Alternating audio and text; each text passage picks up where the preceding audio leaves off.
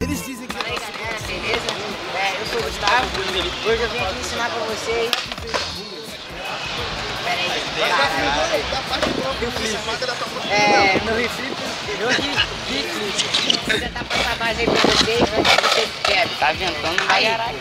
Ó, eu coloco meu pé pra mandar rio assim. Meio torto assim perto dos parafusos e outro bem na pontinha.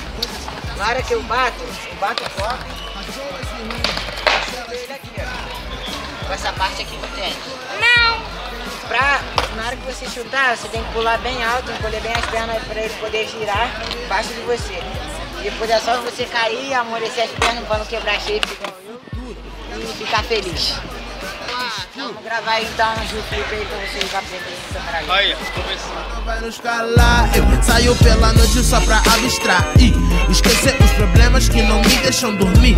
Na música encontrei a minha solução, na noite eu me encontro na minha solidão. A lua surgiu, a noite caiu, e saí por ela pra poder relaxar. Clima um pouco frio, copo quase vazio, tem um universo tanto particular. É que a vida vai e vem, e não dá pra controlar. Já que o mundo quer o que a gente tem, minha música é o que tenho pra dar. A noite cai, pessoas se iluminam, luzes pela cidade realmente me fascinam. Pessoas